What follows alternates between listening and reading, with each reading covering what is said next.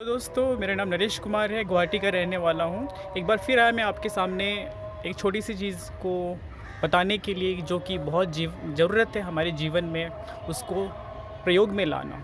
वो चीज़ क्या है मैं आपको बताता हूँ। देखिए, आप चाहे जॉब कर रहे हो या फिर आप स्टूडेंट हो या फिर आप बिज़नेस कर रहे हो, आप जो भी कर रहे हो, अगर आपको लग रहा है कि आपके पास समय की कमी हो रही है, तो आपको हम कोई मैं या कोई ऊपर वाला भी आपको एक्स्ट्रा 24 घंटे से ज़्यादा तो समय दे नहीं सकते हैं। जो आपको दिया गया है उसी में आपको मैनेज करना है। अब कैसे किया जाए? आपका प्रोफ़ेशनल काम तो ऑलरेडी फ़िक्स टाइम आपका ले चुका है। बाकी जो समय रह गया उस चीज़ों को आप मैनेज नहीं कर पा रहे। अब वो कैसे मैनेज किया जाए? अब देखिए, पर्सनल कामों के लिए आपका जो भी ज़रूरत के काम अगर आपको करना है, तो कहीं न कहीं से तो काम टाइम आपको निकालना पड़ेगा। अब अपने प्रोफ़ेशनल कामों से कोई कॉम्प्रोमाइज़ नहीं कर सकते, जो टाइम उनको अपने कामों को चाहिए वो चाहिए। चाहे ऑफ़िस हो या बिज़नेस हो, उसमें तो देना ही है आपको। तो कहाँ से एक्स्ट्रा टाइम निकाला जाए? हाँ, अपने सोने के टाइम से, या फिर अपने जो घर पे आप व्यतीत करते हैं, या अपना रिक्रिएशन टाइम से वहाँ से आप निकालिए, या जैसे भी निकालिए। अब कैसे निकालना है मैं आपको बताता हूँ। देखिए, सुबह का टाइम बहुत ज़रूरत होता है। अगर आप सुबह नहीं उठते हैं तो अगर आपको लगेगा कि हाँ, ये दिन आपके साथ में कोई ज़्यादती कर रहा है या फिर आपकी नाइंसाफ़ी कर रहा है, लेकिन ऐसा कुछ नहीं है। दिन तो 24 घंटा था उतना ही है जितना दिन जब सूरज उगता है उस समय से ही आपका शुरू काम का शुरू हो जाता है। अब आप कैसे मैनेज करते हैं ये आपके ऊपर में है। तो आप थोड़ा सुबह जल्दी उठेंगे तो एक्स्ट्रा टाइम आपको मिल जाता है। अब 5 बजे का टाइम जो होता है वो बहुत शुभ होता है, बहुत प्योर होता है, बहुत शांत होता है, और स्टूडेंट के लिए, बिजनेसमैन के लिए, या फिर आप कोई जॉब सर्विस होल्डर के लिए, सभी के लिए समय बहुत अच्छा माना जाता है। ये मैं नहीं कह रहा हूँ दोस्तों, हमारे पूर्वज भी यही कहते आ रहे हैं कि सुबह का टाइम बहुत इम्पॉर्टेंट टाइम होता है। अब सुबह कैसे उठा जाए? अब स्टूडेंट है तो आपकी तो आदत है कि रात भर जागे रहने का, या फिर आप हॉस्टल में रहे या ट्यूशन अभी, या फिर आप कॉलेज ग्रेजुएशन कर रहे हो, या जो भी आप स्कूल चल रहा है आपका, सुबह देर से आप उठने की तो आदत है। लेकिन इस चीज़ को आपको बदलना ही पड़ेगा। अगर आपको समय ज़्यादा चाहिए, अगर आपको एक्स्ट्रा टाइम अगर आपको निकालना है अपने पर्सनल कामों के लिए, तो निकालना। तो कैसे निकाला जाए? देखिए, आप देर से सोएंगे तो देर से उठेंगे, जल्दी सोएंगे, टाइम तो है ही नहीं आपके पास में, जल्दी तो सो नहीं सकता। तो कैसे सोएं ताकि टाइम पर उठ जाएं?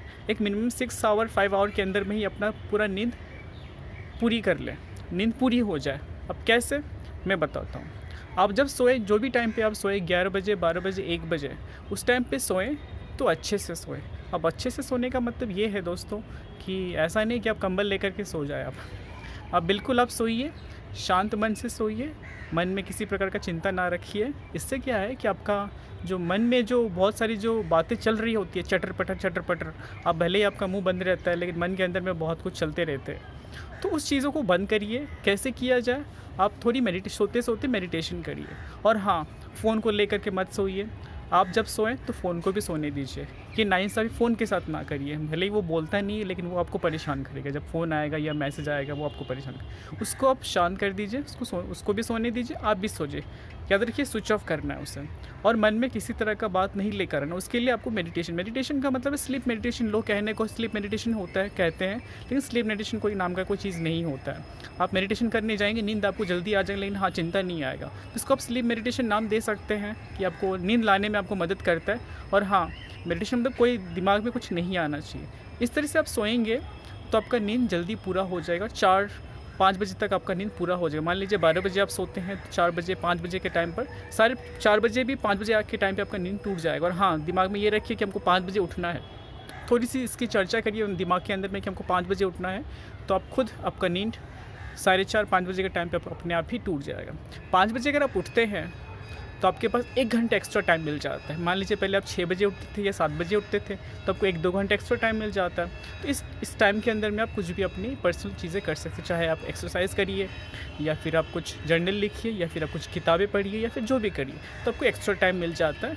और आपको भी आपका जो 24 घंटे का जो आपका कंप्लेन है कि टाइम बहुत कम है, ये थोड़ी लंबी हो जाती है।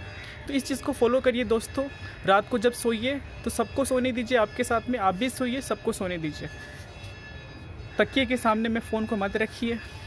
किताबें रख सकते हैं, लेकिन ना रखें तो बेटर है, ताकि आपके फिर दिमाग में वही चलता रहे तो अच्छी बात है। लेकिन हाँ, सोइए तो शांत मन से सोइए, दिमाग में कुछ किस तरह का ना रखें। अगर आपके दिमाग में ऑलरेडी चिंता चल रही है तो आप सांस पे ध्यान दीजिए, सांस ज़ोर ज़ोर से लीजिए, उस पे ध्यान दीजिए, नाकों की नली से सांस आ रही है जा रही है उसको थोड़ा ध्यान दीजिए, फिर आपका मन शांत रहेगा, शांत होगा धीरे धीरे और नींद भी अपने आप आ जाएगी। फिर देखिए सुबह आपको 4, साढ़े 4, 5 बजे के टाइम पे आपका नींद अपने आप ही टूट जाएगा। इसकी आदत बनाइए अगर आपको जीवन में कुछ करना है, ये बहुत ही ज़रूरत है दोस्तों, तभी आप कुछ कर पाएंगे। अब इतनी सी छोटी सी अगर आप प्रयास नहीं करेंगे तो जीवन में तो बहुत सारे कुछ करने को है, वो आप कैसे करेंगे। शुरुआत यहाँ से करिए। धन्यवाद दोस्तों।